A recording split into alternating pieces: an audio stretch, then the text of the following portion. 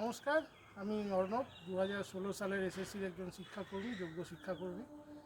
এই চাকরি হারিয়েছি।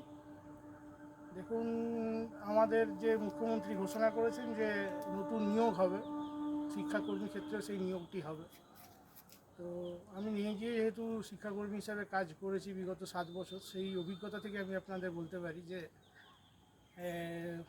স্কুলে যা ভ্যাকেন্সি আছে সেটা শিক্ষাকর্মীদের জন্য সেটা প্রায় 20,000-এর কাছাকাছি হবে, গ্রুপ সি গ্রুপ ডি মিলে। কিন্তু যে ভ্যাকেন্সি প্রকাশিত হয়েছে সেটা খুবই কম। তবে গ্রুপ সি এর ক্ষেত্রে যে ভ্যাকেন্সি প্রকাশিত হয়েছে তার সাথে আরও প্রায় 750 এবং গ্রুপ ডি এর ক্ষেত্রে প্রায় 2,000 ভ্যাকেন্সি বাড়ানো উচিত ছিল আমার যেটা মনে হয়। কারণ হচ্ছে সুপার নিউমেরারি পদে যে ভ্যাকেন্সিগুলো ক্রিয়েট হয়েছিল সেই ভ্যাকেন্সিগুলোই কোনো নিয়োগ হয়নি গ্রুপ সি এবং গ্রুপ ডিতে।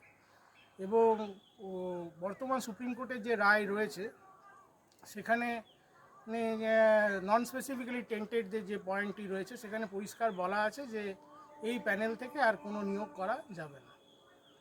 তাই যারা নতুন পরীক্ষার্থী তাদের কাছে এটা একটা সুযোগ অবশ্যই এই পরীক্ষাটা দেওয়া, এবং আমি চাইবো তারা যাতে অ্যাক্টিভ হয় এবং কিছু যেন ব্যবস্থা করে যাতে এই ভ্যাকেন্সির পরিমাণটা বাড়ানো যায়।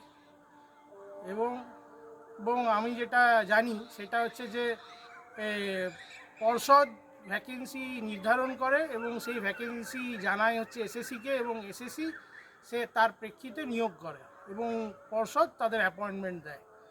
তো এটাই নিয়ম, বর্তমান নিয়ম অনুসারে।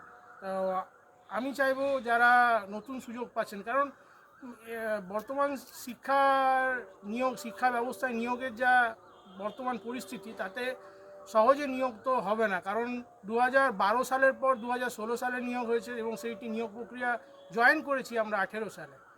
তাহলে 18-র পর 25-এ তাও এটা কোর্টের একটা অর্ডারের কারণে এই নিয়োগটা হচ্ছে। এরপরে আপনারা সুযোগ পাবেন কি পাবেন না সেটা তো সময়ই বলতে পারবে, তবে সুযোগ খুব কম। তাই যাদের কাছে আছে এটা সুযোগ, বিশেষ করে যারা ক্রিম এজের মধ্যে আছে, পড়াশোনার মধ্যে একদম রয়েছে 27 বছর পর্যন্ত বা তার একটু বেশি কম, প্রত্যেকের ক্ষেত্রে একটু কম বেশি হতেই পারে, তাদের কাছে এইটা একটা বিরাট বড় সুযোগ। তাই তারা চেষ্টা করুন।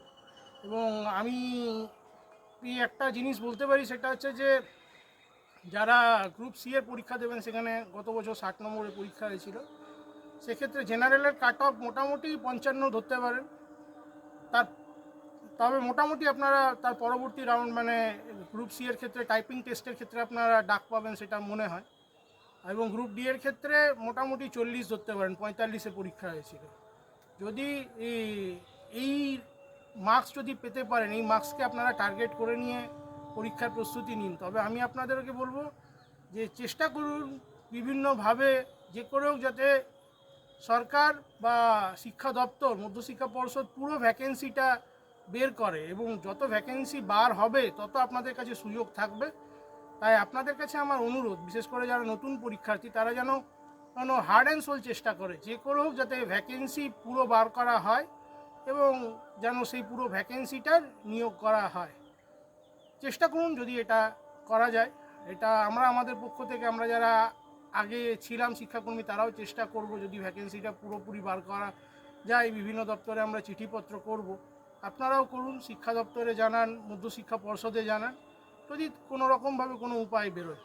সকলে ভালো থাকবেন, ধন্যবাদ।